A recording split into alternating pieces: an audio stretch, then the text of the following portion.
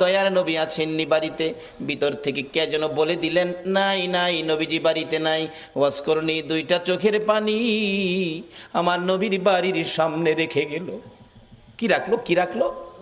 চোখের পানি। চলে গেলেন, মায়ের আদেশ, চলে যেতে হয়, দেরি করা যাবে না। কিছুক্ষণ পর আমার নবী, মায়ার নবী উপস্থিত। বাড়ির সামনে দাঁড়ায় নবী একটা চিৎকার মারছে, বাড়িতে কে আসো গো? আমার ওয়াজ করনি বুঝি আসছিল? আল্লাহু আকবার বলো।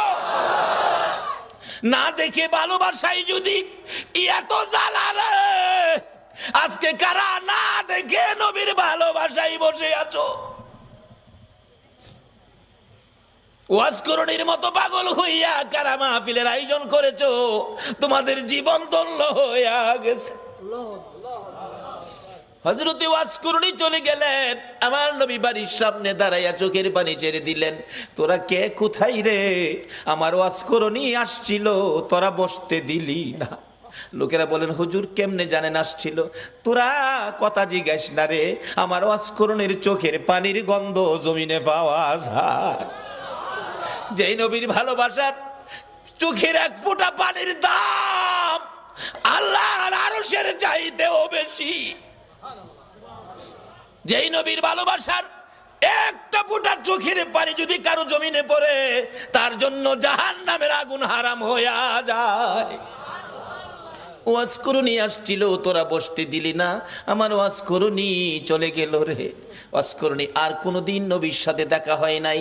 যেদিন আমার নবী জগৎ ছেড়ে চলে যাবেন, মদিনার রওজা পাকে শুয়ে যাবেন, তার আগে আগে আবু বকর, ওমর, সাহাবীরা জড়ো হয়ে তাদের একটা আলোচনা শুরু হয়ে গেল। আমার নবী দুনিয়ার থেকে বিদায় হলে নবীজির জুব্বা মুবারক নিশ্চয়ই আবু বকর পাবে। আবু বকর আমার নবীকে বড় ভালোবাসতেন। আরেকজন বলেন না, আবু বকর পাবে না, সম্ভবত মেয়ের জামাই হযরতে আলী রাদিয়াল্লাহু তাআলা আনহু পাবেন। আরেকজন বলেন না, উমর পাইতে পারেন। আরেকজন বলেন উসমান গনি বহু টাকা খরচ করেন, বহু দান করেন, নবীর ভালোবাসায় উসমান গনি পাবেন। এইভাবে আলোচনা শুরু হলে অনেকে মিলে আমার নবী উপস্থিত। কি নিয়ে তোমরা আলোচনার সমালোচনায় বসেছো? হুজুর ভাবতেছিলাম আপনার বিদায় পরে আপনার জুব্বা মুবারক ভাগি জানি কে হয়ে যায়। আমরা কেউ ভাবছি ওমর পাবে, কেউ ভাবছি আবু বকর পাবে, কেউ ভাবছে উসমান গনি পাবে, কেউ ভাবছে হযরত আলী পাবে। আমার নবী দুইটা চোখের পানি জর্জর করে ছেড়ে দিয়ে কান্দে, সাহাবীরা রে আমার জুব্বা মুবারক তোমরা কেউ পাবি না, আমার জুব্বা পাবে আমার ওয়াজ করণী রে। সাহাবীরা একজন আরেকজনের দিকে তাকাই, এটা আবার কোন শব্দ নবীজি ব্যবহার করলেন? ওয়াজ করণী নামে কোনোদিন কাউরে আমরা দেখি নাই। কে সেই ব্যক্তি? জীবনে কোনোদিন আসতে দেখি নাই, আমাদের সাথেও দেখা হয় নাই। এটা কেমন পাগল রে, জীবনে দেখা নাই, জুব্বা পেয়ে গেল। আমার ওয়াজ করণী যদি নবীর ভালোবাসায় জীবনে দেখা নাই, নবীর জুব্বা পেতে পারে। আমার মন বলে আজকে যারা মিলাদুন নবীর আয়োজন করে এই নবীর ভালোবাসায় বসে আছো গো, আপনাদের সঙ্গে আমার নবীর স্বপ্নের দিদার হইয়া যাবে।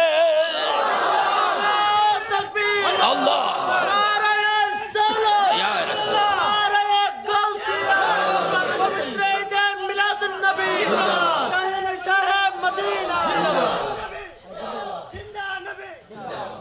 বাবারা, ভাইরা, হযরতে ওয়াজ করণীর জন্য আমার নবী জুব্বা বাজেট করেছে না দেখে ভালোবাসায়। আমরাও তো না দেখে ভালোবাসায় বসে আছি। আজকে কি আমাদের নবী আমাদের জন্য একটা বাজেট কি নবী দিতে পারে না? নবী যে বাজেট করতে পারে এই বিশ্বাস কি আপনাদের আছে? এটা কি মানেন? তাহলে আসেন, অনেক সময় আবার অন্যজনে প্রশ্ন করে বসবে এটার প্রমাণ কি নবী যে বাজেট দিতে পারে। বাস্তবে আসেন, একটা মদিনার ঘটনা। মদিনায় একটা নবীর আশিক ছিল। নবীর আশিকটা নবীজির রওজা পাকের পাশে পইরা থাকে, খায় না।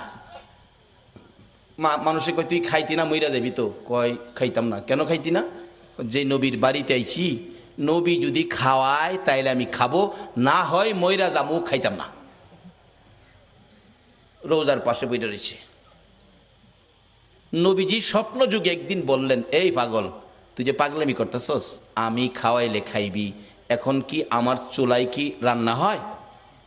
পাগল কয় রান্না টান্না বুঝি না, আপনি খাওয়াইবেন খামু, না খাওয়াইলে মরে যাবো। কি করব? নবীজি একদিন স্বপ্ন যুগে এসে 2টা রুটি, নবী পাক স্বপ্নে 2টা রুটি দিয়ে গেলেন। আচ্ছা বলুন, নবীজির স্বপ্ন কি স্বপ্ন না বাস্তব? বিশ্বাস করেন? তাইলে আপনি ইমানদার। যেই নবীর ওই রকম এক একজন ইমানদারের জন্য 10টা পৃথিবীর সমান একটা জান্নাতের বাজেট। নবীজির স্বপ্ন কি স্বপ্ন না বাস্তব? যদি কেউ নবীজিকে স্বপ্নে দেখেন, কোনো সন্দেহ নাই সরাসরি নবীকে দেখছেন, কারণ নবীর সুরত ইবলিশ ধরার ক্ষমতা নাই। 2টা রুটি নবী দিলেন। অনেক সময় স্বপ্নে আমরাও তো কিছু পাই, কিছু খাই, এরকম হয় না? হয় না? এক বেচারা স্বপ্নে দেখে চিকন চাইলের পোলাও, দেশি চাউল, দেশি মুরগির রান দেওয়ার আগে হাই খাইতাছে, স্বপ্নে খুব খাইতাছে। এবার যে মুরগির রানের তে গোস্ত ছুড়াই তো টান দিছে না, হাত গিয়া বাড়ি অলনি না হ লাগছে। বাড়ি অলনি তো চিল্লানি মারছে, আমারে মাইরা লাইছে রে, মাইরা লাইছে। চিল্লানিতে কিন্তু হ্যার ঘুম ভাঙছে। ঘুম ভাঙছে পরে কই কি হয়েছে, কি হয়েছে? কই তুমি আমার নাক ভাঙ্গা লাইছো। কই দেখ নাক ভাঙলে ভাঙছে, যে একটা খাউন খাইছি। বাড়ি অন্যি কয় আমি পাশে এত খাউন খাইলে আমারে কইলা না কি খাইছে একটু দেখি। তাড়াতাড়ি করে বাতি জ্বালাইছে, বাতি জ্বালাইয়া দেহে খাতা ছিঁড়া মুহ দিয়া থুই রাখছে। তা আমরার স্বপ্নের খাউন হইলো খাতা ছিঁড়া। বলুন নবীজির স্বপ্নে দেওয়া কি খাতা ছিঁড়া? আসুন না সেই নবীর পক্ষে যাই। আল্লাহু আকবার বলুন। ওই আশিক বলেন, পাগল বলেন, আমি 2 রুটি পাইয়া স্বপ্নেই খাইতে শুরু করলাম। খাইতে খাইতে 1.5 রুটি খাইলাম। অর্ধেক রুটি হাতে আমার ঘুম ভেঙে গেছে। ঘুম ভাঙ্গার পরেও দেখি আল্লাহর কসম, নবীর দেওয়া স্বপ্নের রুটির 1.5 রুটি খাওয়ার পর অর্ধেক রুটি এখনো আমার হাতের মধ্যে আছে। বলুন এই নবী এখনো উম্মতের কিছু দেওয়ার ক্ষমতা আছে কিনা? তাহলে আসুন সেই নবীর পক্ষে যাই, সেই নবীর দেখানো রাস্তাটার মধ্যে দাঁড়াই, তাহলে পাবো। নবীকে স্বপ্নে দেখলে এটা বাস্তব। একজন আল্লাহর ওলি, নামটা আমার খেয়াল নাই, খেলে আসলে বসবো। উনি স্বপ্নে দেখে নবীজির সামনে বসা, নবীজি এভাবে দাড়ি মোবারকে খাও যাইতেছেন। এমন সময় একখান দাড়ি মোবারক ভাঙ্গা জমিনে পড়ে গেছে। ওই আল্লাহর ওলি কই হাই হাই, নবীজির দাড়ি মোবারক জমিনে। তাড়াতাড়ি করে হাতে ধরে মুঠের মধ্যে নিয়ে আসছেন। ওনার ঘুম ভেঙে গেছে। দেখে ঘুম ভাঙ্গার পরও হাতের মুঠ বন্ধ। মুঠ খুলে দেখে নবীজির দাড়ি মোবারক। ছিল স্বপ্ন, এখন বাস্তব। হাই হাই, নবীজির দাড়ি মোবারক কই রাখবো, কোথায় রাখবো? জায়গা, ভালো জায়গা কই আছে? এখন না পাইয়া মাথার টুপির মধ্যে দিয়া সিলাই করে মাথায় রাখে। ওই আল্লাহর ওলি বলেন নবীজির দাড়ি মোবারক আমার মাথায় থাকার কারণে দিনের বেলা রৌদ্রের মধ্যে রাস্তায় বাহির হলে মেঘের টুকরা এসে আমার মাথার উপর ছায়া দিত। আজকে সে নবীর পক্ষে যতদিন মুসলমান না যাবে ততদিন পর্যন্ত বিপদ থেকে বাঁচতে পারবে না। বিপদ থেকে বাঁচার একটাই পথ, সেই পথটা হলো নবী মুহাম্মদুর রাসূলুল্লাহর পথ। যে নবী স্বপ্নে দিলে এখনো দিতে পারে, আচ্ছা সে নবীর পক্ষে আমরা যারা বসে আছি, নবীজি কি আমাদের কিছু দিতে পারে না?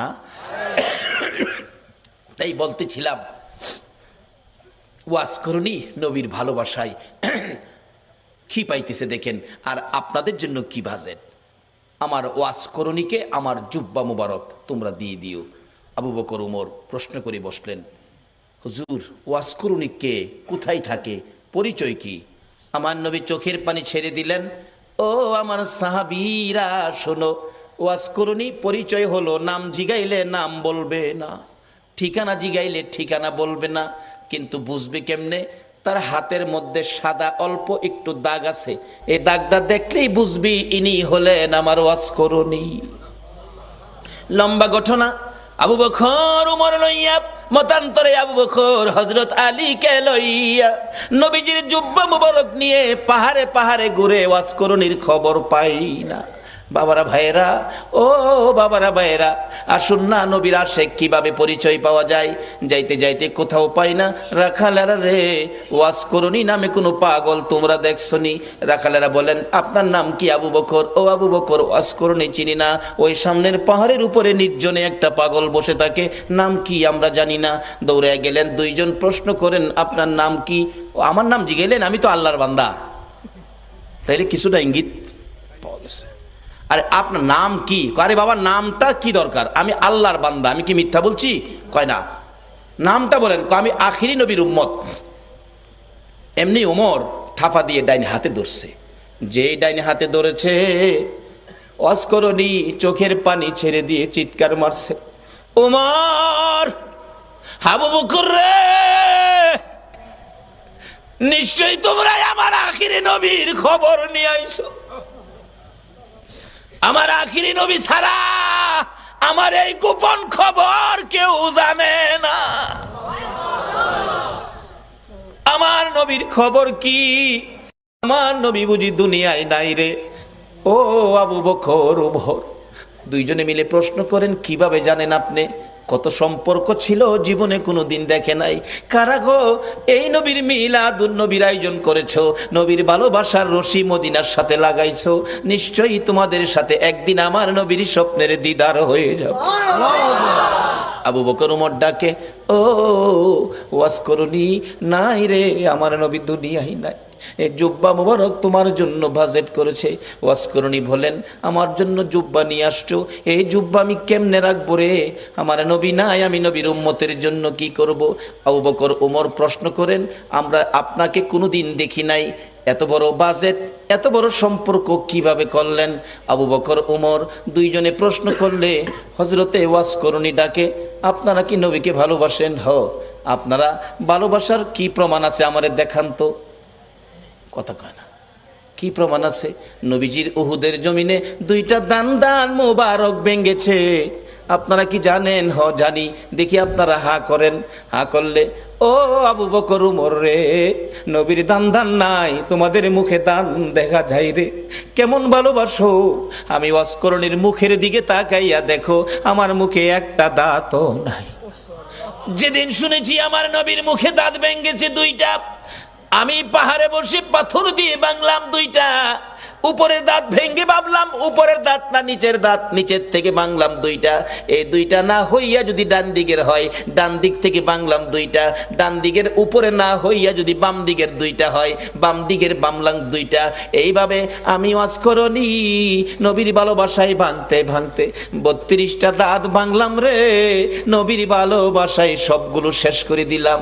এবার আবু বকর ওমর বলেন, ও ওয়াজ করুনি বুঝেছি, তোমার ভালোবাসায় নবী খুশি হইয়া তোমাকে জুব্বা মুবারক বাজেট দিয়েছে। ওয়াজ করুনি জীবনে কোনোদিন আমার নবীর দেখা পায় না। এত দূর থেকে যদি ভালোবাসায় নবী পাকের জুব্বা মুবারক পাইতে পারে, আমরা বাংলার জমিন থেকে সত্যিকার অর্থে নবীর ভালোবাসা দিলে আমরা কি নবীর দিদার পাইতে পারি না?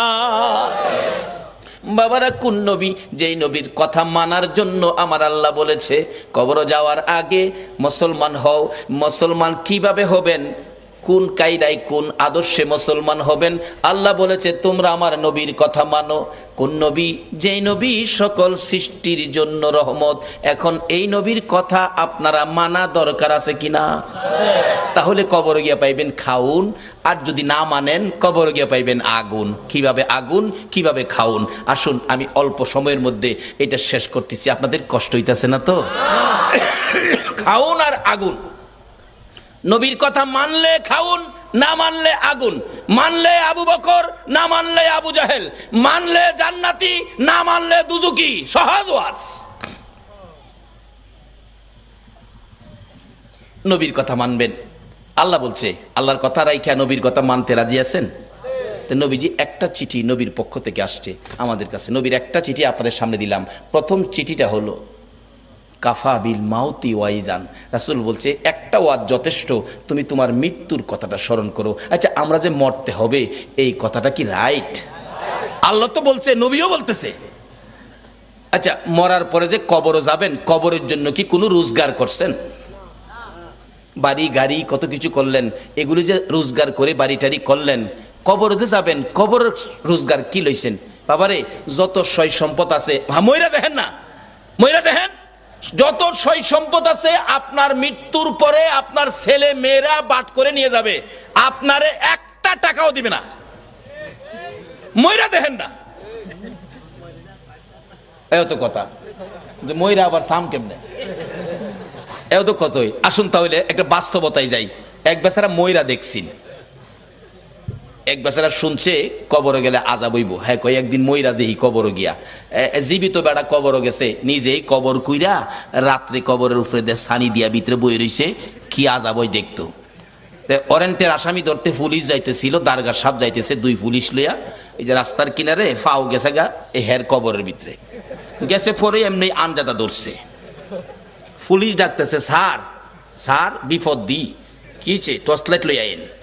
টর্চ দেহে বাঙ্গা কবর ফাও গেছে, দেহে ভিতরে এক বেড়া বসা, হেরে মাথার চুলো ধরে টাইনটা শেষরায় তুলছে।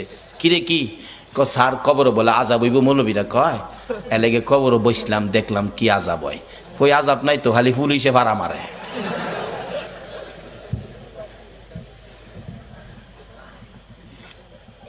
পরে আনজাদা ধরলাম, পরে দেখলাম যে চুলো দুইটা টাইনা তুললেন, এই তো আর আজাব কই।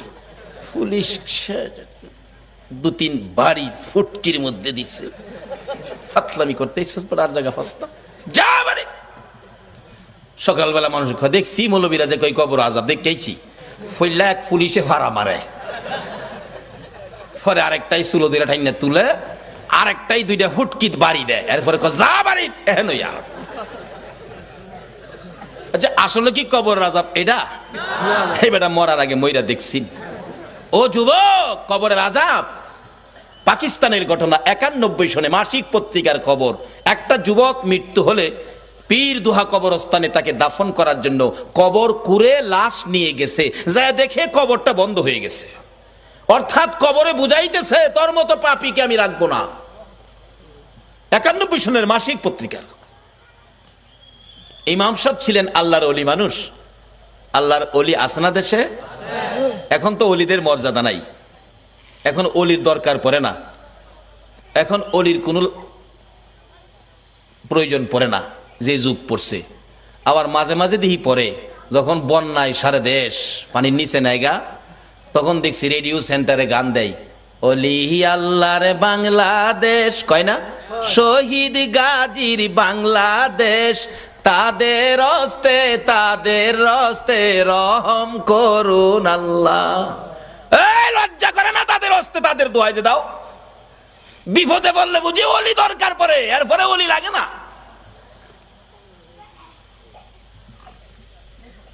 মুসলমানদের তিনটা শক্তি, একটা হলো তাওহীদ, আর একটা হলো রিসালাত, আর একটা হলো বেলায়াত। বেলায়েতের শক্তির হাতগুলি কত পাওয়ার, এই হাতগুলি কেন বন্ধ করা হলো? এই জন্যই বাংলার মুসলমান বিপদে পড়লো। তার আগে নবীর চিঠি হাতে নেন, নবীর চিঠি, আর দুনিয়া ও মাজরাতুল আখিরা। বাবারে যুবক, দুনিয়ায় বন্ধুর চিঠি পাইলে 3 বার করে পড়ো বন্ধুর চিঠি। বান্ধবীর চিঠি পাইলে দরজা বন্ধ করে পড়ো। ওই নবীর চিঠি পড়ো যেই নবী 63 বছর জিন্দেগি উম্মতি উম্মতি বলে কানছে, এখনো সোনার মদিনায় শুইয়া শুইয়া আমার নবী 24 ঘন্টা উম্মতি উম্মতি বলে কান্দে। বলুন এই নবীর পক্ষে থাকা আমাদের দরকার আছে কিনা? বাবারা ভাইয়েরা, এই নবীর চিঠির মর্যাদা যদি দিতে পারেন ভাগ্য ভালো হয়ে যাবে। চিঠির মর্যাদা দিয়েছেন উমরের জীবনী খুলুন, হযরত উমর। নবীর চিঠি নয়, নবীর আদুরের নাতি ইমাম হুসাইন রাদিয়াল্লাহু তাআলা আনহুর চিঠির মর্যাদা দিয়ে উমরের জীবন তো ধন্য হয়ে গেল। হুসাইনের চিঠির মর্যাদা দিয়ে যদি উমরের জীবন ধন্য হয়, নবীর চিঠির মর্যাদা দিলে বলুন আমাদের জীবন ধন্য হবে কিনা? ওমর নবীর চিঠি নয়, আদরের নাতি হুসাইনের চিঠির মর্যাদা কিভাবে দিয়েছেন। হুসাইন, ওমর যখন মদিনার রাষ্ট্রপতি, হুসাইন এবং ওমরের ছেলে আব্দুল্লাহ দুইজন খেলাধুলা করতে যাইয়া এক পর্যায়ে হুসাইন বলে ফেললেন ওমরের ছেলেরে, গোলামের বাচ্চা গোলাম। আব্দুল্লাহ কয়, হুসাইন আমারে গোলামের বাচ্চা গোলাম কইছেন? হ্যাঁ, বুঝছেন আমার বাবা রাষ্ট্রপতি, বাগেরে থাপ্পড় দেয়, চিনেন না আমার বাবারে। বাড়িতে গিয়ে কয়, আব্বা ওমর কি? হুসাইন আমারে কয়, আমি বলে গোলামের বাচ্চা গোলাম, আপনি বলে বড় গোলাম, আমি বলে বাচ্চা গোলাম। ওমর হাসে, কয় আব্বা আপনি হাসেন, বিচারটা করতে হবে। ওমর ডাকে, ও ও আব্দুল্লাহ, যার বিরুদ্ধে বিচার দিয়েছ তার বিচার করার ক্ষমতা আমার নাই। রে আব্দুল্লাহ, যেই নবী সেজদায় গেলে হুসাইন নবীর ঘাড় মুবারকে বসে থাকে, হুসাইন ঘাড় মুবারকে বসে থাকলে আমার নবী নামাজের তাসবিহ 5 বার 7 বার 9 বার 11 বার হুসাইন নামে না। নবী চাইলেন নামাইতে, কেন? আল্লাহ নি প্রশ্ন করে বসে, বন্ধু গো, নামাজের সেজদায় গিয়ে নাতি কাঁধে লইয়া পড়ে আছো, নাতি পাইয়া কি আমি আল্লাহর কথা ভুলে গেছো? চাইছিলেন ঘাট থেকে নামাবেন, এমনি সময় আমার আল্লাহ বলেন, জিবরাইল রে আমার বন্ধুর কানে খবর দে, হুসাইন আমার বন্ধুর ঘাড়ে বসা আছে, আমি আল্লাহর কাছে বড় ভালো লাগে, যতক্ষণ পর্যন্ত হুসাইন ইচ্ছা করে না নামবে রে, ততক্ষণ পর্যন্ত যেন আমার বন্ধু সেজদায় পড়ে থাকে। এই হুসাইনের বিচার করার ক্ষমতা আমি উমরের নাই। না বাবা, বিচার করতে হবে, যাও জুমার দিন বিচার হবে মসজিদে নববীতে। ওমর রাষ্ট্রপতি মিম্বরে উঠে ঘোষণা দিলেন, হুসাইন আছেন? হ্যাঁ। আমার ছেলেরে গোলামের বাচ্চা গোলাম কইছেন? হ্যাঁ কইছি। তা আমি তো রাষ্ট্রপতি, আমি তো কোনো গোলাম না, আমারও গোলাম কইলেন, ছেলেরে বাচ্চা গোলাম কইলেন, কই গোলামি করলাম? ও ইমাম হুসাইন আঙ্গুল ইশারা করে বলে, ওমর আমার সামনে বড় কথা কইেন না, আপনি কি আমার নানার গোলামি করেন নাই?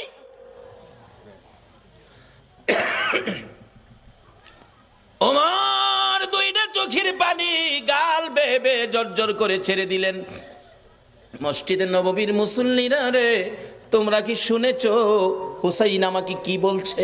শুনেছি। আমি বলে নবীর গোলামি করেছি। হ্যাঁ। হুসাইন পারবেননি এই কথাটা কাগজে লিখে দিতে? পারবো, আমি দেখছি যেটা পারবো না। আমার নানার গোলামি করেছে ওমর, তাই ওমরের ছেলেরে গোলামের বাচ্চা গোলাম গালি দিলাম।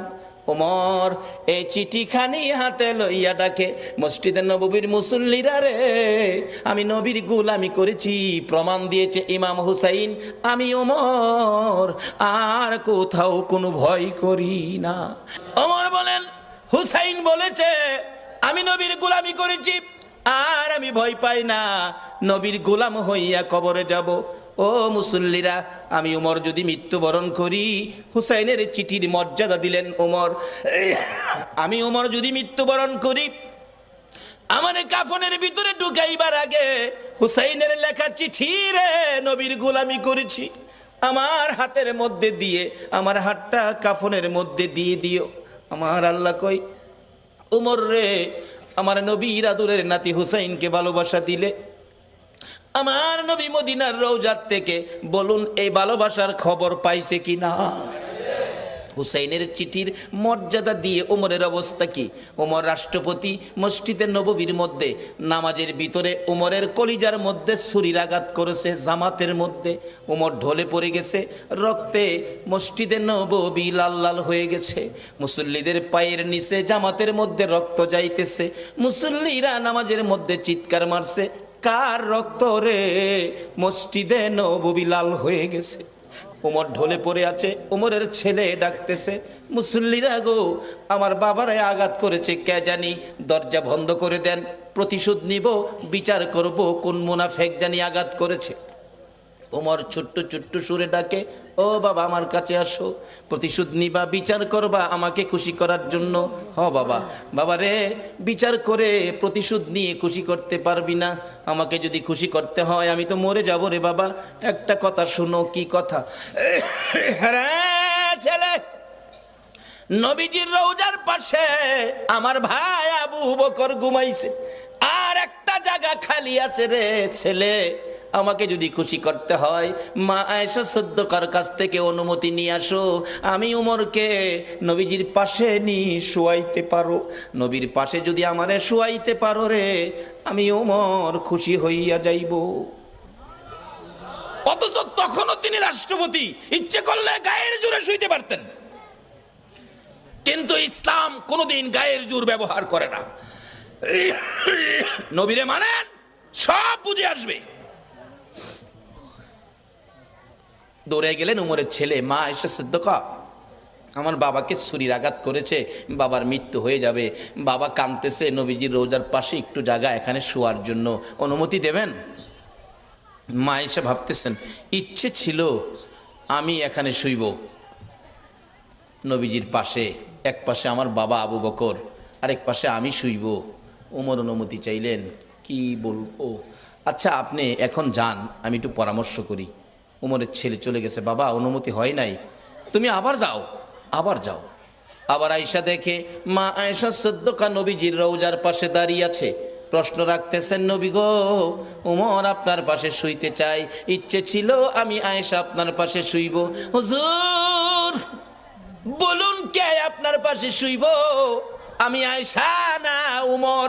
আমার নবী হুসাইনের চিঠির মর্যাদা দেওয়ার কারণে রোজার ভিতর থেকে নবী ডাকতেছে, রে আয়েশা, আয়েশা রে, আমার উমরকে আমার পাশে শুয়ার অনুমতি দে।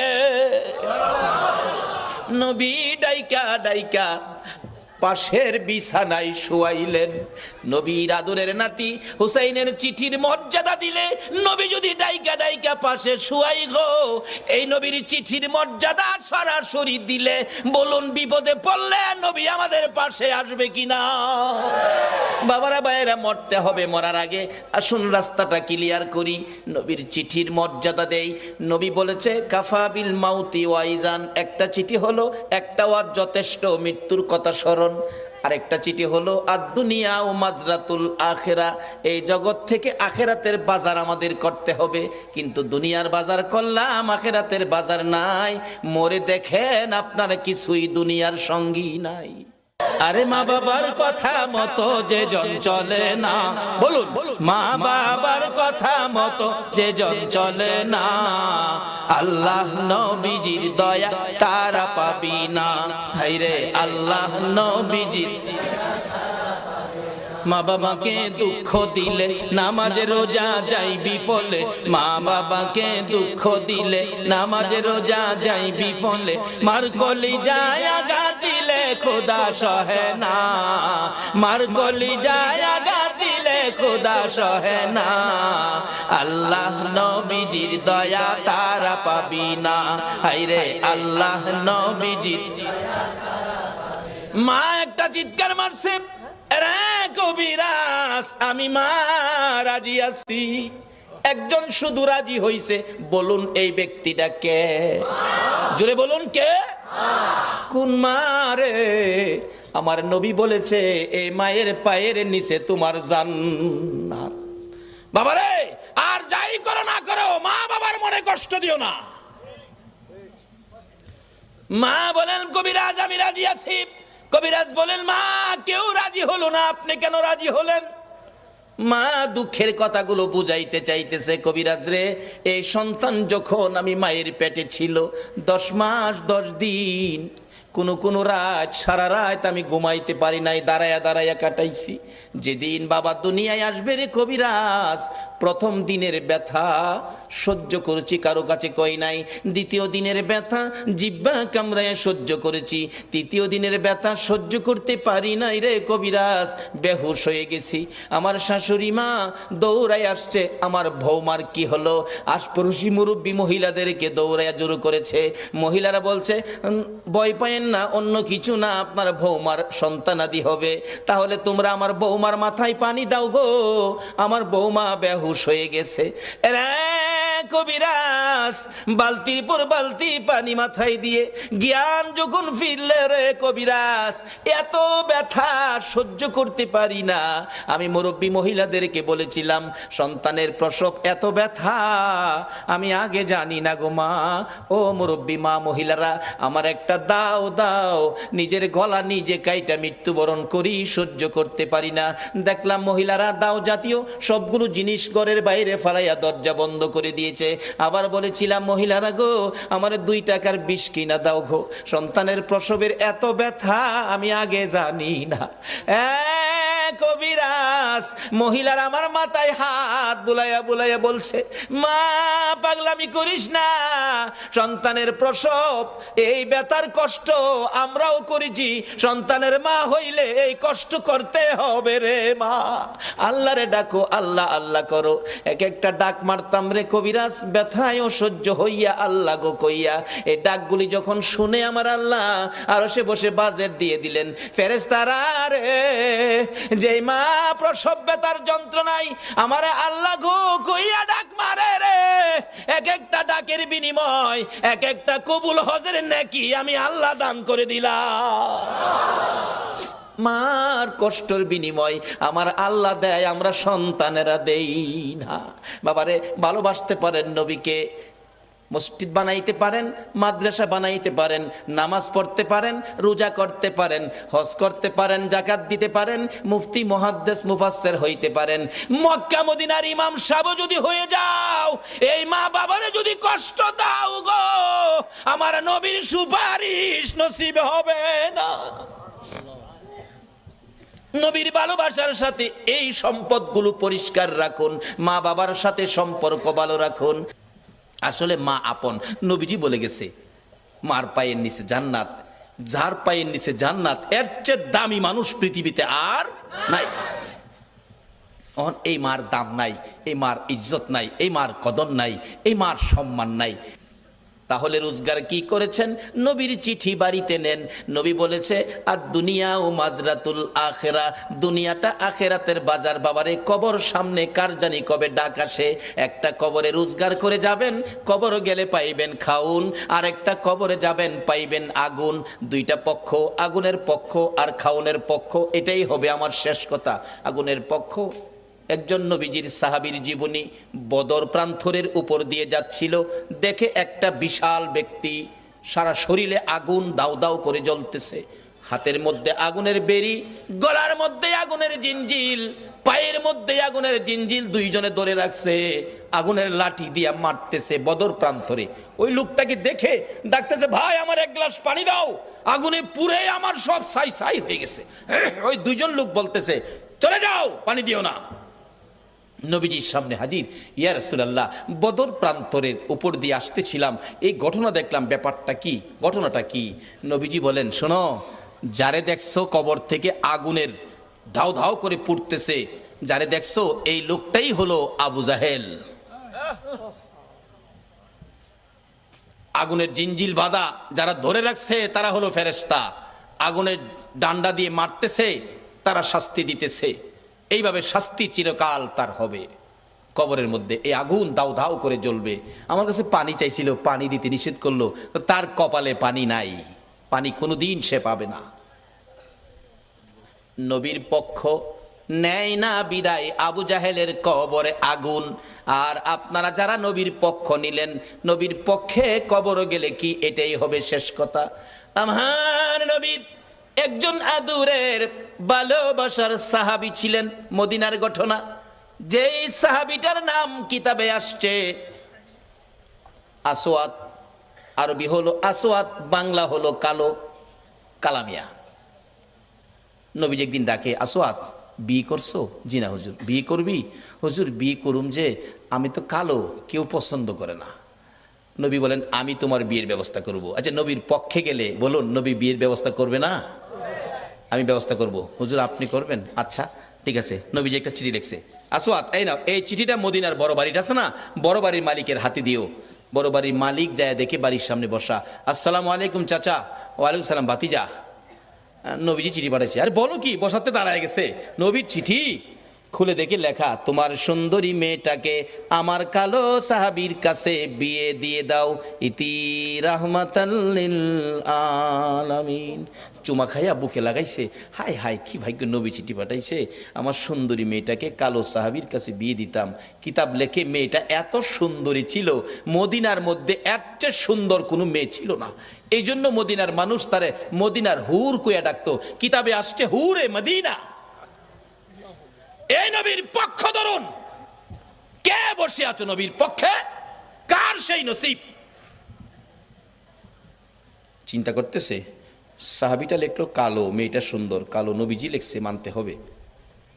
ছেলেটা যে কালো, কেমন কালো জানি, চায় দেখতেছে ভালো করে, চায় দেহে, আরে বাবারে একবারে জাহাজ মার্কা। আসলে এমন কালোই ছিল, এখনো মদিনায় কালো বংশের লোক আছে, গেলে দেখতে পারবেন। আসওয়াত জি, কালো, আমি একটু মেয়ের সাথে পরামর্শ করলে ভালো হয়, নবীজি পাঠাইছে। বাবা তুমি এখন যাও, তোমার আমি পরে জানাবো, মানে মেয়ের সাথে পরামর্শ করব। যুবক যাইতেছে, আসওয়াত মনটা কষ্ট, মাথা চুলকায়, হুজুর কইছিলাম না, ওই তো না, মানে পছন্দ করে না। আল্লাহ কো, আসওয়াত রে, আরে যেই নবী আঙ্গুলি ইশারা করলে আকাশের চাঁদ দুই টুকরা হয়, আর এই নবীর লেখা চিঠি বিফল যাইতে পারে না। আজকে যারা নবীর পক্ষে বসে আছেন, আপনাদের এই কষ্ট বিফল যাইতে পারে না। আমি আবদার করব, এই কষ্টের বিনিময় আল্লাহ যেন নবীর স্বপ্নের দিদার নসিব করে দেয়। মনটা কষ্ট, আল্লাহ কয় না, হবে না, ব্যবস্থা করতেছি। মহিলার মধ্যে আল্লাহ পাক রহম দিলেন, মহিলা দৌড়ায় এসে সুন্দরী মেয়ে। বাবা যুবক আসছিল কালো, খুশি, মনটা কষ্ট যাইতেছে, ব্যাপার কি? মা এই যে নবী চিঠি পাঠাইছে, তোমার বিয়ের প্রস্তাব, কালো ছেলে, ভাবলাম তুমি রাজি হও কিনা, এই জন্য বিদায় দিলাম। মেয়েটা চিঠিটা হাতে নিয়ে চুমা খাইয়া বুকে লাগাইয়া ডাকে, বাবা এত নিষ্ঠুর কেমনে হইলা গো, যেই নবীর কথা মানার জন্য আমার আল্লাহ বলেছে, এই নবীর কথা আমার বিয়ের প্রস্তাব। বাবা আমি কালো আর সুন্দর বুঝি না, আমি নবীর কথা মানি রে। ও সোনার বাংলার ভাইয়েরা, মা বোনেরা, যে ইয়াসরিব নামের পাথর আর বালুর দেশ, এই নবীর কথা মাইনা নবীর ভালোবাসা দিয়ে যাইয়া দেখো সোনার মদিনা হইয়া গেছে। আজকে সোনার বাংলা নাম দিয়ে নবীর ভালোবাসা দিতে পারলাম না, বিদায় সোনার মানুষ হইতে পারলাম না। মদিনার মহিলারা পর্যন্ত আমার নবীরে কত ভালোবাসে। নবী জীবনী, নবী যুদ্ধে রওনা হলেন, একজন মহিলা 6 মাসের একটা বাচ্চা ছেলে কোলে লইয়া রাস্তায় দাঁড়াইয়া দাঁড়াইয়া কান্দে। আমার নবী বলেন, মহিলারে বাচ্চা কোলে লইয়া কান্দো, ব্যাপার কি হুজুর? মহিলারা যুদ্ধে যাওয়া নিষেধ হয়ে গেছে, আমার আর কেউ নাই গো, আপনার পক্ষে কারে আমি যুদ্ধে দিব? ও মা বোনেরা, তোমার কোন সন্তান এই মাহফিল কমিটির সদস্য গো? তোমার ভাগ্য ভালো, ওই মদিনার মহিলা নবীর পক্ষে দেওয়ার জন্য কুলের সন্তান লইয়া দাঁড়াইয়া রইছে। আজকে কোন মায়ের সন্তান এই মিলাদুন নবীর কমিটির সদস্য হয়েছে? মাগো তোমার জীবন ধন্য। হুজুর আমার এই ছেলেটাকে যুদ্ধের ময়দানে নিয়ে যান, আমার আর কেউ নাই, কাকে আপনার পক্ষে দিব? নবীজি হাসে, এ কি বললা তুমি? 6 মাসের শিশু, সে কি যুদ্ধ করতে পারবে, তীর মারতে পারবে? এবার ডাকতেছে মহিলাটা, হুজুর জানি সে পারবে না, কিন্তু আমার মনে বড় দুঃখ, না জানি নবীর গায়ে কেউ আঘাত করে গো নবী, আমার ছেলেটারে নিয়ে যান, তীর যদি মারতে নাও পারে, আমার মন বলে কাফের বেঈমানেরা যদি আপনার দিকে লক্ষ্য করে তীর মারে গো নবী, এই তীরগুলো আপনার গায়ে লাগার আগে আগে আমার ছেলেটারে তীরের সামনে তুলে ধরে রাখবে। তীর খাইয়া আমার 6 মাসের ছেলে দুনিয়ার থেকে বিদায় হয়ে যাবে, আমি মায়ের কোনো দুঃখ থাকবে না, কিন্তু রাসূলের গায়ে যেন আঘাত না লাগে। মদিনার মহিলারা পর্যন্ত এইভাবে আমার নবীরে ভালোবাসতেন। আজকে ইয়াসরিব নামের পাথরের দেশ সোনার মদিনা হয়ে গেছে। এবার মেয়েটা ডাকতেছে, বাবা গো আমি সুন্দর আর কালো বুঝি না, নবী চিঠি পাঠাইছে, নবীর কথা মানতে যাইয়া সুন্দরী মেয়ে কালোর কাছে বিয়ে বসতে রাজি হয়ে গেলাম। বাবা ডাক দেন, যাইতেছে গা, নবী কষ্ট পাবে। মদিনার মহিলারা পর্যন্ত নবী কষ্ট পাবে এই কাজ করতে রাজি না। ডাক দেন, বাবা তো আগেই রাজি। আসওয়াত কালামিয়া আসেন, দাহের সাইজ দেখা যা ভালোই, বিয়াটা যদি হয় আপনারা কি দাওয়াত দিলে যাইবেন? কেউ রাজি না, যাইতেন না? বুঝছি কিছু টাকা পয়সা লাগে হয়তো বিয়াত গেলে, লেগে রাজি না। আরে এই বিয়ার টাকা লাগতো না, রাজি কিনা কন? যাও লাগতো না, বিয়া হয়ে গেছে। আসেন। আসসালামু আলাইকুম চাচা। ওয়ালাইকুম সালাম বাতিজা, কি ব্যাপার? বাবা আমার মেয়ে তো রাজি হইছে। কত রাজি হলে তো খুশির ব্যাপার। আল্লাহকে রাজি হইতো না, রাজি করাইছি। নবীর পক্ষের বেইজ্জতি হতে পারে না, এটা আল্লাহ দেবে না। বাবা শুনেন, মহারানার টাকা আনছেন? আসওয়াদ কয় মহারানার টাকা, নবীর চিঠি ছাড়া আমার কাছে আর কিছু নাই। আচ্ছা এই নবীর চিঠি থাকলে আর লাগে কিছু? নবীর চিঠি কিছু নাই। মেয়েটা কো আব্বা আপনি না ধনী মানুষ, নবী যখন পাঠাইছে মনে হয় গরিব লোক, মহারানার টাকা দেওয়ার জন্য আপনি তাকে কিছু সাহায্য দেন। কেমন মেয়ে, বাবারে পরামর্শ দেয়, নবী খুশি হইব কোন কাজে দেন, নবী খুশি হইব, আল্লাহ খুশি হইব, সাহায্য, যৌতুক না সাহায্য।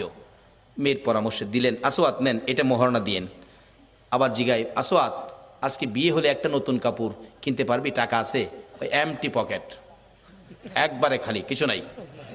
দিবেন কিনা কন? না দিলে জামুগা, অন সাহসে উঠছে। মেয়েটাকে বাবা এটা পাগল, যাইতে দিয়ে না, নবী কষ্ট পাইব। বাবা আপনারা ধনী মানুষ, কেমন মেয়েও বাবারে পরামর্শ দেয়, ধনী মানুষ না আপনি, দেন না বাবা। একটা কাপড়ের টাকা দিলেন, মহারানার টাকাও বাবা দিলেন। লইয়া আসওয়াত মদিনার মার্কেটে বিয়ের বাজার করবে। কাপড়ের দোকানে ঢুকলেন, দোকানদার কাপড় দে, সুন্দরী মেয়ে বিয়ে করব, দেখেন কোনটা নিবেন কোনটা না।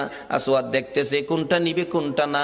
এমন সময় শুনে রে রাস্তা দিয়ে কে যেন পাগলের মতো দৌড়ায়, এতিমের মতো কান্দে আর ডাকে, রে মদিনার দোকানদারেরা, ও মদিনার যুবকেরা, ও মদিনার সাহাবীরা, খবর পাইছো নি আল্লাহর বন্ধু যুদ্ধের ময়দানে রওনা হয়ে গেছে। এমনি সময় যুবকেরা দৌড়াইয়া বাড়িতে গিয়ে যুদ্ধের পোশাক পরে তরবারি হাতে মার পায়ে সালাম করতেছে, মা গো বিদায় দাও গো মা। নবী বলে যুদ্ধে গেছে, বিদায় দাও, দেখা হবে হাসরের ময়দানে। দোকানদারেরা দোকান বন্ধ করতেছে, দোকানদারি করবে না। আসওয়াত নিজেকে নিজে প্রশ্ন করে, ও আসওয়াত, নবী বলে যুদ্ধে যাইতেছে, তুই কি এখন যুদ্ধের বাজার করবি না বিয়ের বাজার করবি? মন ফাইসালা দিলেন, নবী যুদ্ধে যাবে, বিয়ের বাজার করব না। বিয়ের বাজারের সবগুলো টাকা লইয়া, নবীর ভালোবাসা কাকে কয়, একটা তরবারি বিয়ের বাজারের টাকা দিয়ে যুদ্ধের বাজার তরবারি কিনে নবীর পিছে পিছে দৌড়াইয়া যুদ্ধের ময়দানে যুদ্ধ করতে করতে হযরতে আসওয়াত শহীদ হয়ে গেছে। যে যুদ্ধে 70 জন সাহাবা জীবন দিয়েছে, আমার নবী যুদ্ধ শেষে ডাকতেছেন, সাহাবীরা রে আমার শহীদদেরকে দাফন কর, গোসল দিস না রে, রক্ত মাখা জামা গুলো পাল্টাইস না, রক্ত মাখা জামা সহ দাফন করে দে। আমি নবী হাসরের ময়দানে আমার আল্লাহরে দেখাবো আমার উম্মতেরা কত পাগল ছিল। সেই নবীর ভালোবাসায় কারা বসে আছেন? আমার নবী দাফনের নির্দেশ দিলে 69 জনকে রক্ত মাখা জামা কাপড় সহ দাফন করা হলো। 70-এর মাথায় দূরে পড়ে আছে হযরতে আসওয়াত। নবী বলেন, সাহাবীরা রে আমার আসওয়াত বিয়ে করতে গিয়েছিল, এই ময়দানে দেখা যায়। একজন বলেন, হুজুর আমি দেখেছি বিয়ের বাজারের টাকা দিয়ে আপনার কথা শুনে যুদ্ধের বাজার করে জীবন দিয়ে ফেলেছে। আমার নবী বলেন, কাছে যাইয়া দেখি নতুন তরবারিটা হাতে চিত হয়ে পড়ে আছে, জিহ্বাটা বাহির হয়ে কপালে লাইগা রইছে, কলিজাটা বাহির হইয়া থরথর করে কাঁপতেছে। আমার নবী ডাকে, আসওয়াত রে মদিনার হুর নিলি না, নবীর ভালোবাসায় জীবন দিলি রে, কলিজা দেখাইয়া বিদায় হইলি, মাবুদ আমার আসওয়াত রে কি দিবা গো আল্লাহ। নবী বলেন, আমি কবরের পাশে দাঁড়িয়ে আছি, আসওয়াতের লাশটা ধরে ধরে নিয়ে আনতেছে কবরে দেওয়ার জন্য। নবীজি কবরের দিকে তাকাইয়া মুস্কি মুস্কি হাসতেছেন। সাহাবীরা বলেন, ইয়া রাসূলুল্লাহ এই কবরের দিকে তাকাইয়া মুস্কি মুস্কি হাসেন কারণ কি? আমার নবী বলেন, সাহাবীরা রে আমি যা দেখি তোমরা তা দেখো না, আমি যা জানি তোমরা তা জানো না। হুজুর কি দেখে হাসলেন আমরা জানতে চাই। আমার নবী ডাকে, সাহাবীরা রে আমার আসওয়াত মদিনার হুর ফালাইয়া আমি নবীর ভালোবাসায় বিয়ের বাজারের টাকা দিয়ে যুদ্ধের বাজার করে জীবন দিয়ে কবরে রওনা হয়েছে। আমি তার কবরের পাশে দাঁড়াইয়া দেখি রে মদিনার হুরের পরিবর্তে রে আসওয়াতের কবরে জান্নাতের হুর পাঠাইয়া দিছে। একটা পক্ষ হলো জান্নাতে খাউন, কবরের মধ্যে জান্নাতের হুর, আরেকটা পক্ষ হলো কবর আগুন। যেই পক্ষটা নবীর দুশ্মন এটার কবরে হবে আগুন, আর যেই পক্ষটা নবী ভালোবাসছে নবীর পক্ষে ছিল এই পক্ষটাই হবে জান্নাতের খাউন, আর কবরে হবে জান্নাতের হুর। বাবারা, কবরে যখন যাইতেই হবে এই পক্ষটা ধরুন, যেই পক্ষটাই কবরে গেলে, যেই নবীর ভালোবাসাই কবরে গেলে দুনিয়ার হুরের পরিবর্তে জান্নাতের হুর কবর আসে, সেই পক্ষটাই হলো মিলাদুন নবীর পক্ষ, সেই পক্ষটাই হলো ঈদে মিলাদুন নবীর পক্ষ, সেই পক্ষটা হলো এই নবীর ভালোবাসা, এই নবীর কথাগুলো মানা। আল্লাহ আমাদের সকলকে এই নবীকে ভালোবাসা, এই নবীর কথা মানার তৌফিক দান করুক। সকলে বলুন আমিন। আসুন দেখি কার ইমানি শক্তি কত। ওই নবীর উপর দুরুদ সালাম মদিনা পাঠাইতে আপনারা কে কে রাজি? আসুন নবীর উপর দুরুদ সালাম মদিনা পাঠাইয়া নবী সালাম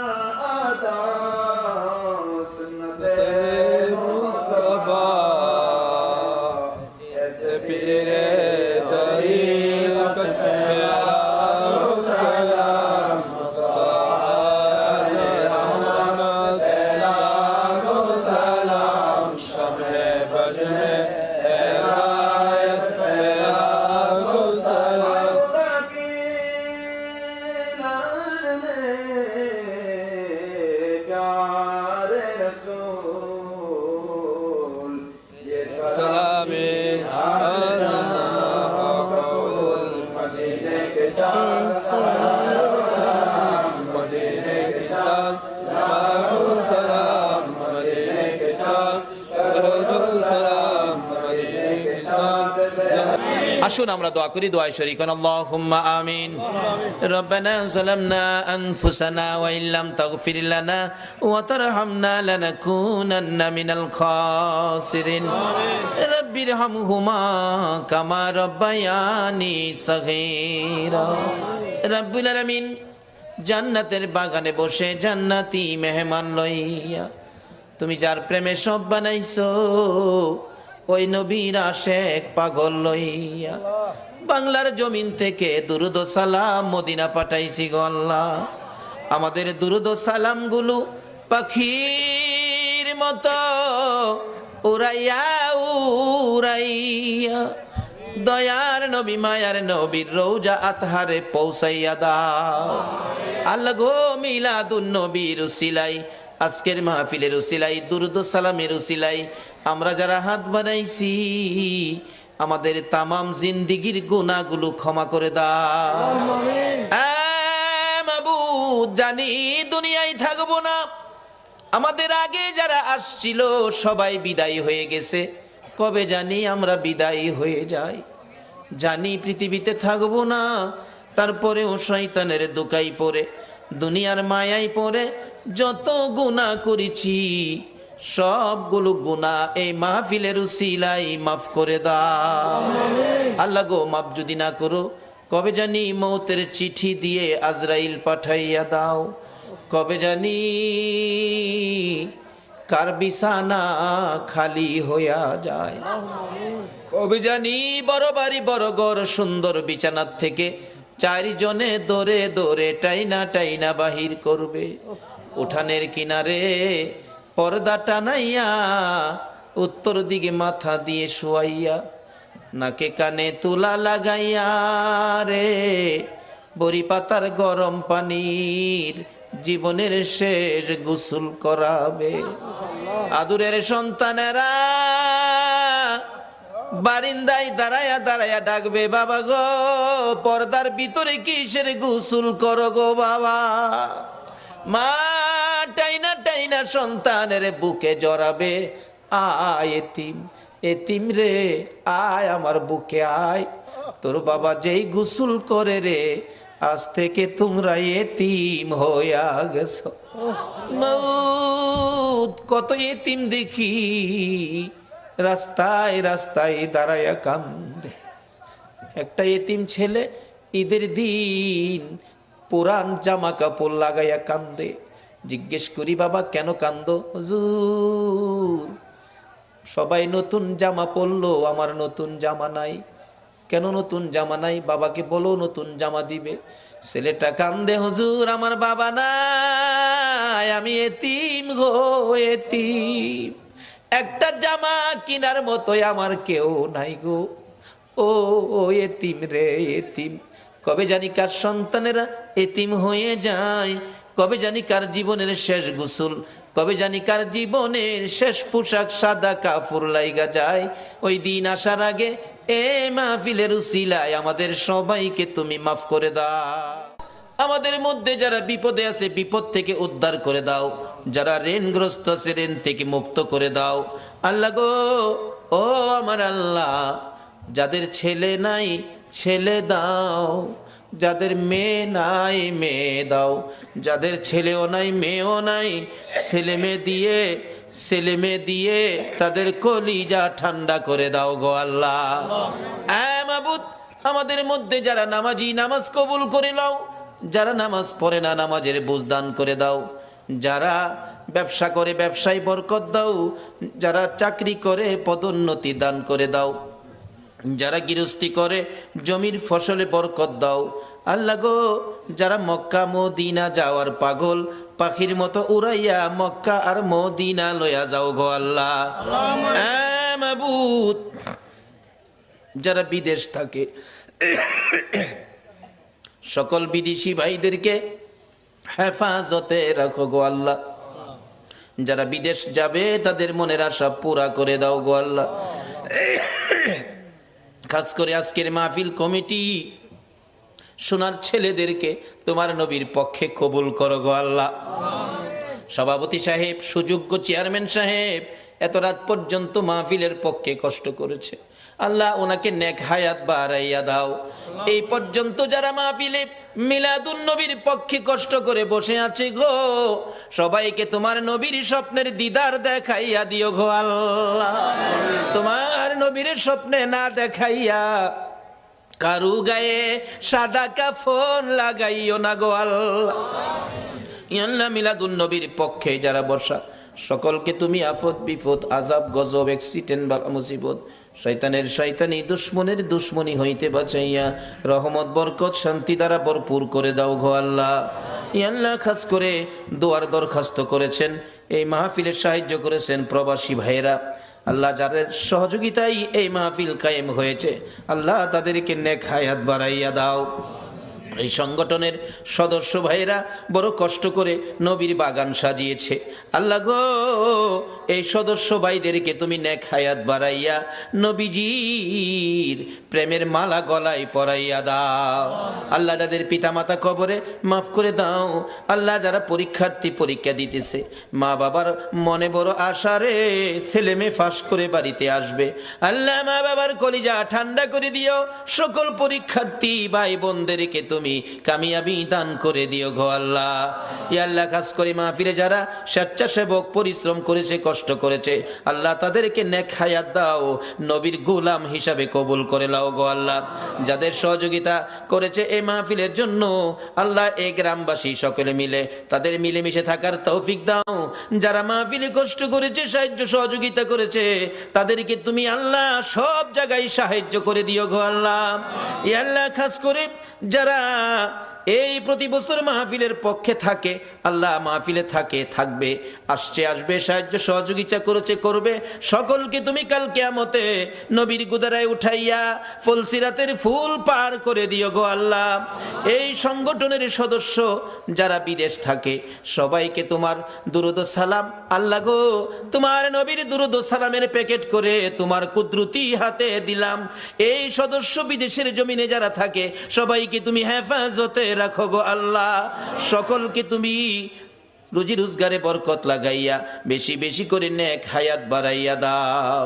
আল্লাহ যারা নবীর মিলাদের পক্ষে আসে না, আল্লাহ সবাইকে বুঝ দিয়ে নবীর মিলাদের পক্ষে কবুল করে নাও। আল্লাহ মসজিদ কমিটির সদস্যদেরকে নেক হায়াত বাড়িয়ে দাও, তোমার ঘরের খেদমত বেশি বেশি করার তৌফিক দান করে দাও। আল্লাহ যাদের ছেলে নাই ছেলে দাও, যাদের মেয়ে নাই মেয়ে দাও, যাদের ছেলেও নাই মেয়েও নাই ছেলে মেয়ে দিয়ে কলিজা ঠান্ডা করে দাও। আল্লাহ যাদের অনেক উপযুক্ত ছেলে রুজি রোজগারের ব্যবস্থা নাই, আল্লাহ এই যুবকদেরকে রুজি রোজগারের ব্যবস্থা করে দাও। অনেক উপযুক্ত মেয়ে বিয়ে শাদী হয় না, আল্লাহ তুমি তাদের বিয়ে শাদীর ব্যবস্থা করে দাও। আল্লাহ এই এলাকায় রহমত বরকত দিয়ে ভরপুর করে দাও। আল্লাহ আমাদের সকলকে আসমানি জমিনি বালা মুসিবত হইতে বাঁচাইয়া রহমতের প্যাকেটের মধ্যে কবুল করে নাও। আল্লাহ এই মাহফিল তোমার কুদরতি হাতে দিয়ে গেলাম, কিয়ামত পর্যন্ত এই মাহফিল তুমি কায়েম রাখো। এই মাহফিলের পক্ষে যারা আসছে আসবে সাহায্য সহযোগিতা করেছে করবে, সকলকে কাল কিয়ামতে নবীর গুদারায় উঠাইয়া ফুল সিরাতের ফুল পার করে দিও। আল্লাহ মা বোনেরাও কষ্ট করেছে, রাবিয়া বস্তির মতো বানিয়ে দাও। কাল কিয়ামতে খাতুনে জান্নাত ফাতেমাতুজ জাহরার সাথে হাসর নসিব করে দিও। আল্লাহ মাহফিল শেষে যারা যেখানে যাবে সহি সালামতে পৌঁছাইয়া দিও। সাল্লাল্লাহু তাআলা আলা খায়রি কলকিহি মুহাম্মাদি ওয়া আলা আলিহি ওয়া আসহাবিহি আজমাইন বিহাক্কি লা ইলাহা ইল্লাল্লাহু মুহাম্মাদুর। বাবারা আসুন না, বাজেট কি সামনে যাইতেছি। যেই ভাইয়েরা মাহফিলের আয়োজন করেছেন, যাদের আয়োজনে এত সহজে আমরা মাপ পেয়ে গেলাম, তাদের জন্য দোয়া করা আমাদের দরকার আছে কিনা? আজকের এই যুব সংঘের ভাইদেরকে আল্লাহ পাক হায়াত দেখ, সকলে বলুন আমিন। বাবার আসুন, আমি পবিত্র কোরআন শরীফ থেকে হাদিস শরীফ থেকে যা তেলাওয়াত করেছি এখন আলোচনায় ঢুকবো। আল্লাহ যেটুকুন তৌফিক দিবেন আমি সেটুকুন আলোচনা করব। আসুন আলোচনায় যাই, তার আগে একটু মহব্বতে দুরূদ শরীফ পড়ুন, আলোচনায় ঢুকে যাব। আল্লাহুম্মা সাল্লি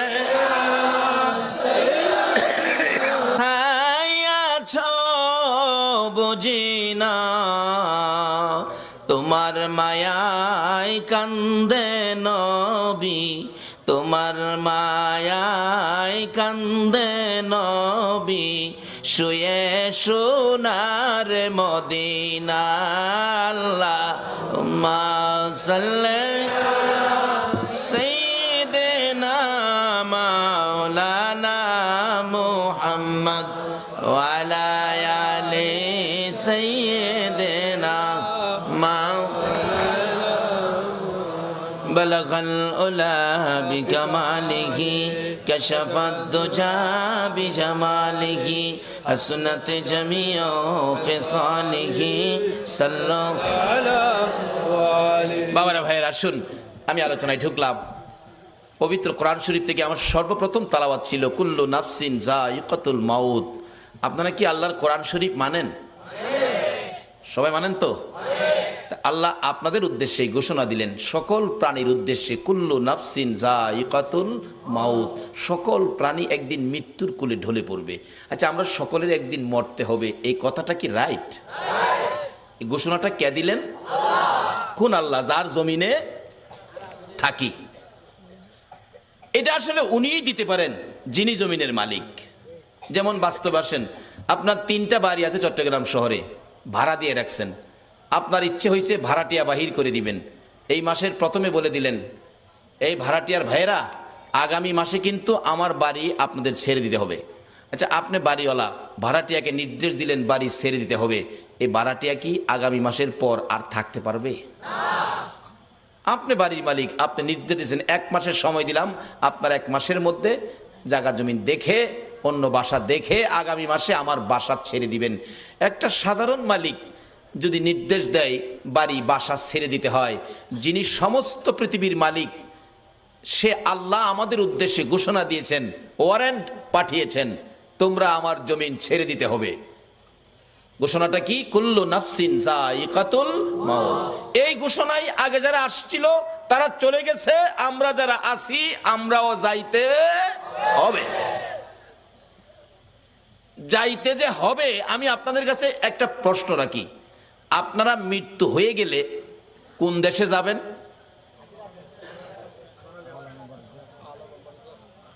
কবরে যাবেন না? আখেরাত তো এখন না, আখেরাত তো বহু দূরে। প্রথম কই যাবেন? সবাই বলুন কই? আচ্ছা, কবরে যে যাবেন, কবরের অবস্থা কি জানেন?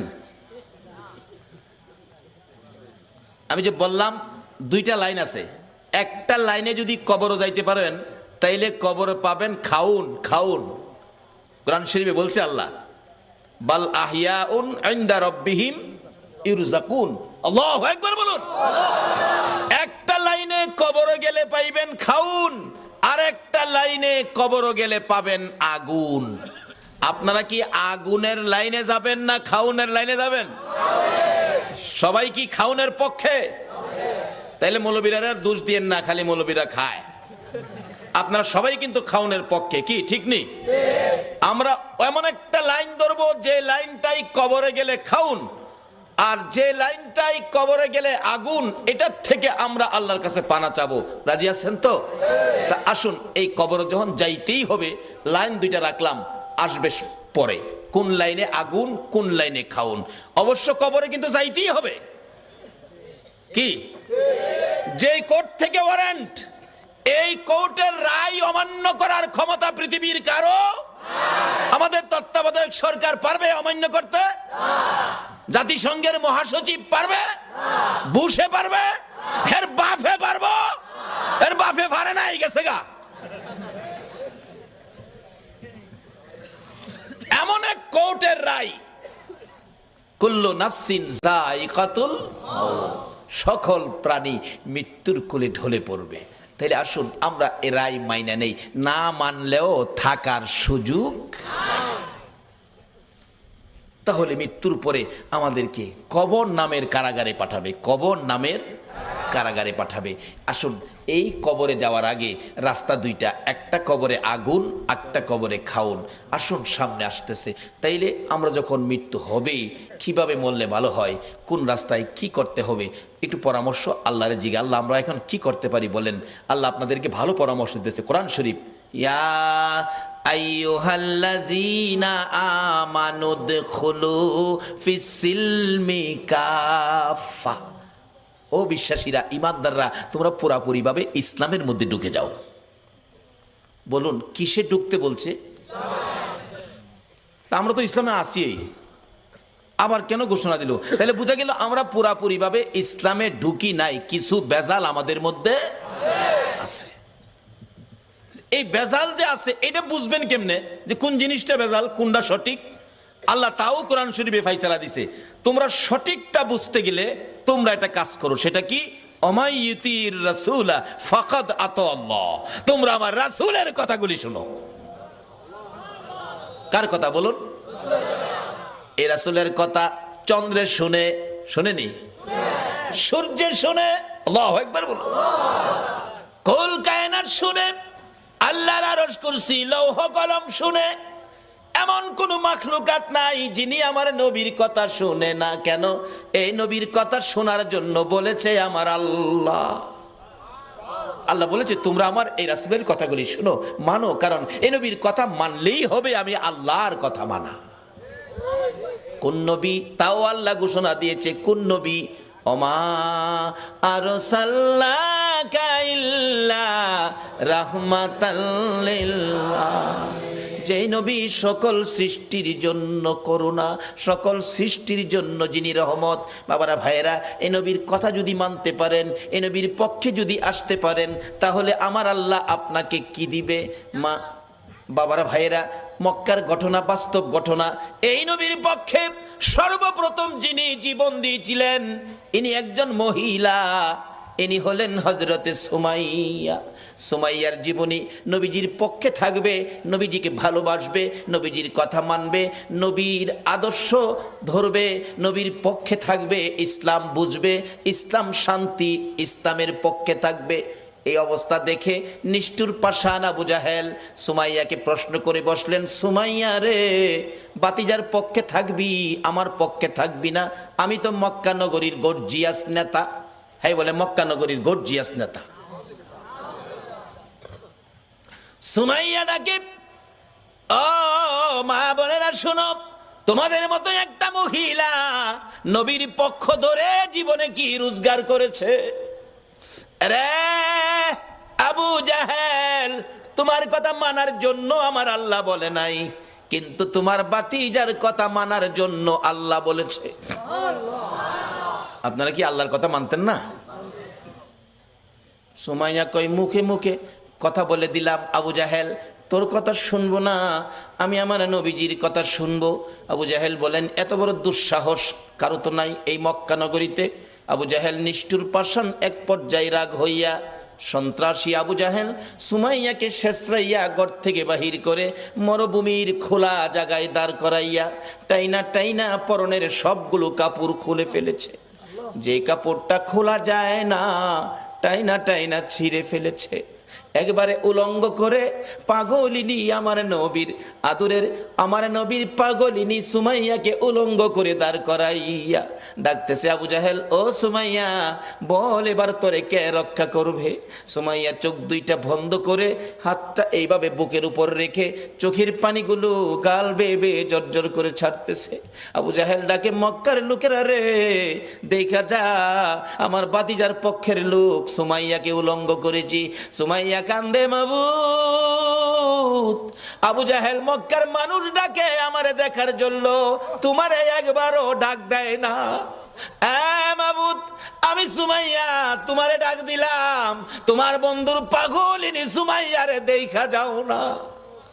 আমার আল্লাহ বলেন, সুমাইয়া রে, আমার বন্ধুর ভালোবাসায় বেইজ্জতি হইতেছস, আমি আল্লাহ তোর দাওয়াত কবুল করলাম, আমি তোরে দেখবো। আবু জাহেল রাগ হয়ে গেছে, আল্লাহরে ডাকো দেখার জন্য, দাঁড়াও ভালো করে দেখাইতেছি। ঘরের ভিতরে যাইয়া বল্লম নিয়ে বেরিয়ে আসলেন আবু জাহেল। বল্লম নিয়ে এসে আমার নবীর পাগলিনী সুমাইয়া রে তল পেটের নিচে এত জোরে আঘাত করলো, সুমাইয়া চিত হয়ে জমিনে পড়ে গলাকাটা মুরগির মতো লাফায়, জিব্বাটা বাহির করে দিয়ে কান্দে, মাবুদ গো তোমার বন্ধুর পাগলিনী সুমাইয়ার জীবন যায় গো, দাওয়াত দিলাম দেখা গেলা না। আমার আল্লাহ ডাকে, জিবরাইল রে, আমার বন্ধুর পাগলিনী সুমাইয়ার জীবন যায় কাঁদতেছে দেখার জন্য। আমি আল্লাহ কেমনে খালি হাতে দেখবো রে, আমার জান্নাতুল ফেরদাউসটা উঠাইয়া দে। বন্ধুর পাগলিনী সুমাইয়ারে আমার জান্নাতুল ফেরদাউস দান করে দিলাম। এই নবীর পক্ষ ধরে হযরতে সুমাইয়া মহিলা হইয়া কবরে যাওয়ার সময় জান্নাতুল ফেরদাউস হাতে লইয়া ওই কবরের মধ্যে ঢুকেছে। আপনারা কি জান্নাত নিবেন না জাহান্নাম নিবেন? জান্নাত নেওয়ার রাস্তাই হলো নবী মুহাম্মদুর রাসূলুল্লাহর রাস্তা। শুধু জান্নাত নয়, আজকে যারা নবীর ভালোবাসায় বসে আছেন, আপনারা কি কেউ নবীজিরে দেখছেন? কেউ দেখছেন না? এই নবীর ভালোবাসা দেখেন নাই, বাংলার জমিনে বসে আছেন। এইভাবে আপনাদের মতো ভালোবাসায় নবীরে দেখে নাই হযরতে ওয়াসকরণী। 7 বছর বয়স নবীরে ভালোবাসে। কয় বছর? কিন্তু ওয়াসকরণী পিতাহারা হয়ে গেলেন। মার গলায় ধরে কান্দে, মাগো বাবা নাই, সংসার কেমনে চলবে? মা বলেন, বাবা চিন্তা করো না, আল্লাহ চালাবে। ওয়াসকরণী সম্পূর্ণ সংসারের দায়িত্ব নিতে হলো। 7 বছর বেড়া বকরি দুম্বা লইয়া পাহাড়ে পাহাড়ে যায়। বেড়া বকরি দুম্বা ছেড়ে শুধু গুনগুন গুনগুন করে গান গায়। দয়ার নবী মায়ার নবী গো, আপনি আমার জীবনের জীবন। বলুন, দয়ার নবী মায়ার নবী গো, আপনি আমার। ওয়াসকরণী নবীরে দেখে নাই এই চোখে, শুধুমাত্র নবীর ভালোবাসার গান গাই। দিন যাই রাত্র যাই, মাঝে মাঝে পাহাড়ের চূড়ায় নিরিবিলি বসে নবীর ভালোবাসার গান গাই। এদিকে কারো কারো দুম্বা, কারো কারো বকরি বাগে থাফাইয়া নিয়ে যায়। মাঝে মাঝে বিচার যায় মায়ের কাছে, ও ওয়াসকরণীর মা, তোমার ওয়াসকরণীর বেড়া বকরি দুম্বা অনেকগুলি বাগে নিয়ে গেছে। মার কাছে বিচার গেলে, বাড়িতে আসলে ওয়াসকরণী জিজ্ঞেস করে, মা বাবা গো, তোমার বেড়া বকরি দুম্বা বলে বাগে খাইছে, তুমি কইছিলা? মা আমি কাছে ছিলাম না, তাহলে খবরটা কি? ওয়াসকরণীটা ডাকে, মা গো আমি দেখেছি বাঘ আসছে গো মা, কিন্তু বাঘ আসে ঠিকই, আমার বকরির পাশে বাঘ নাকটা লাগাইয়া গো, নাক আমার বকরির গায়ে লাগাইয়া হাত লাগাই না। নবীর আশিকেরা গো, যেই নবীর আশিকে ওয়াসকরণী, তার বেড়া বকরি দুম্বা জংলার বাগে খায় না, নাক লাগাইয়া হাত লাগাই না। মা আমি দেখেছি ভাগ এসে আমার বকরি ছেড়ে দিয়ে অন্যের বকরি ধরে নিয়ে যায়। এ হলো নবীর ভালোবাসার পুরস্কার। মাগো কোনোদিন ভয় পাইও না, ওয়াসকরণীর বকরি জংলার বাগে খাবে না। ওয়াসকরণীর মধ্যে আছে নবীর ভালোবাসা, যেই নবীর সৃষ্টি না হইলে বাঘের সৃষ্টি হতো না। ওয়াসকরণী একদিন মাকে বললেন, মা আমাকে একটু অনুমতি দিবেন, আমি নবীর সাথে দেখা করে আসি। যাও বাবা, দেরি করো না, তাড়াতাড়ি আইসো। নবীজি বাড়ির সামনে চোখের পানি ছেড়ে ছেড়ে ডাকেন, আমার নবী আছেননি বাড়িতে?